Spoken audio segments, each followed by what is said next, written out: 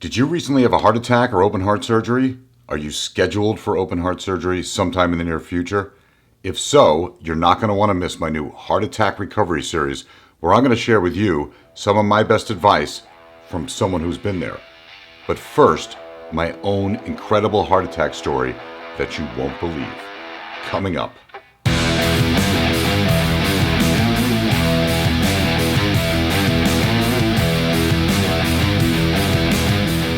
Hey guys, I'm Dean Snyder from SnyderHealth. If you're new here, this channel is all about sharing tips, advice, strategies, and creating conversations about health, nutrition, and lifestyle choices for people over the age of 40, like me. In this new multi-part video series, I'm going to share with you everything I learned to not only help you with the recovery process, but teach you how you can feel even stronger, healthier, and more vibrant than you did before. In this series, I'm going to give you some helpful advice like how to increase your chance of survival while having a heart attack, what to expect during surgery and hospitalization, how to sleep comfortably after open heart surgery so you can actually get some rest, how to reduce scar tissue from the surgery so you don't get that ridiculous zipper on your chest, how to start exercising safely to strengthen your heart muscles and get your body back on track, how to deal with some of the fears you may have, and talk about the emotional impact of having a heart attack or heart surgery. I'll also share some great nutritional stuff and show you some of the kitchen tools that I bought that made eating healthier so much easier for me. Listen, I've been there. I know what you're going through. Having a heart attack sucks, and bypass surgery is a nightmare. I want to help you get through this, and I want you to walk away from this series knowing that you absolutely can feel incredible after a heart attack. So hopefully you'll stick around. And don't forget to hit that subscribe button and click on the notification bell so you can be notified when I release each new video in this series so you don't miss anything. So now I want to tell you my story, which is kind of unbelievable. I've told this story to a bunch of people over the years, and they always end up saying, wow, that's crazy. But before I do, I want to encourage you to briefly share your story in the comments section below. Having a heart attack is a traumatic experience, and I think we can all benefit by sharing our unique story so that none of us feels alone when we're going through this. So go ahead and post your comments below and let us know what you went through. So my story goes something like this. I used to be a video engineer in the film business, but in 2003, I started a website which was selling alternative health products. After about 2 years, I saw that I was making enough money to be able to quit my video job and focus full-time on the website. The website was actually doing really well, but I had to work 12 to 14 hours a day, 7 days a week, just to keep the money flowing in. In 2010, I decided to give my website a facelift in order to keep up with the newest web-based technologies, and I hired a great company from India to handle all that code work. During the day, I would work 12 to 14 hours on my regular business, and at night, I would spend another 3 to 4 hours working with the team in India designing the new website. I hardly got any sleep. I would eat like just once a day, and it was always completely unhealthy food that I would just shovel down as fast as I could. I drank like 2 to 3 pots of coffee every single day just to stay awake, and I smoked almost 3 packs a day. This insanity went on for like 3 years. There were times that I was so stressed, so strung out, that I would just lay my head on my desk and I literally had tears in my eyes. I hardly saw my family, I couldn't stop working, and I kept thinking that as soon as the new website was done, life would get so much easier for me. Well, in 2013, the new website was finally finished. I took down the old website and I installed the new website on the server, but for some reason it wasn't able to process credit card payments.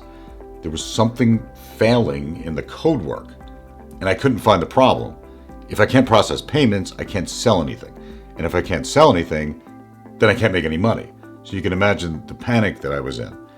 This went on for almost a week.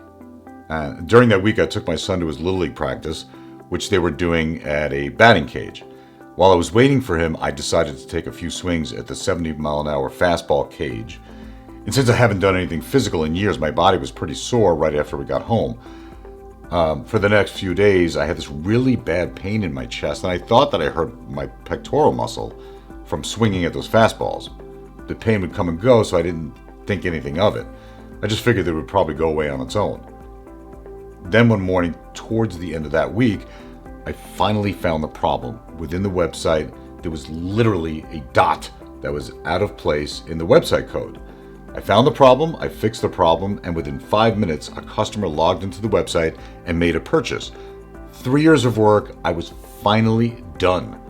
At this point, I heard my wife and kids coming home from being out. I was so exhausted, but I was so excited to tell them the news. Daddy was back in business.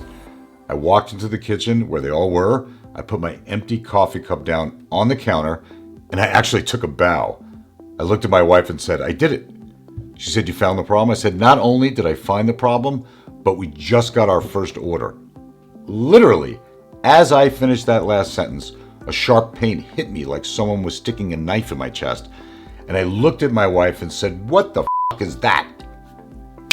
Heart attack. I literally had a heart attack at the end of that sentence. It's almost as if God said to me, "I've given you every ounce of energy to finish this project, but now you're mine." So I sat down on the couch. I waited for the pain to pass. At this point, I still didn't recognize what was happening to me. I still thought that I hurt my pectoral muscle from when I was in the batting cage. It was at least an hour later before my wife said to me, "Do you think that maybe we should go to the urgent care just to see what's wrong, just in case?" Well, I finally agreed to go, but not before I decided to take a shower first. I was literally having a heart attack, but I thought it would be a good idea if I took a shower and put on clean clothes before going to see a doctor. Not the most brilliant move. When we got to urgent care, they hooked me up to an EKG, where 5 seconds later, the nurse ripped the paper out of the machine and ran out the door. I looked at my wife and said, "Oh boy, that did not look good." A minute later, a doctor came in through the door and shouted at me, "Mr. Snyder, I'm calling an ambulance. You're having a heart attack." My first response was, "I don't have time for this." And off to the hospital I went.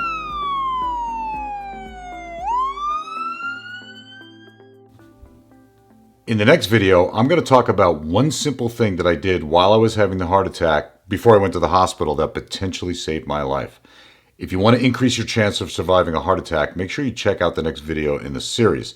Until then, if you like this video, be sure to give it a thumbs up, and if you haven't already, remember to subscribe to the channel and hit that notification bell. This way you'll be notified when the next video is actually posted. Also, if there are any specific questions you have or any topics you'd like to see covered, let me know that in the comments section below as well. Until then, thank you for checking out my channel, and I look forward to seeing you in the next video.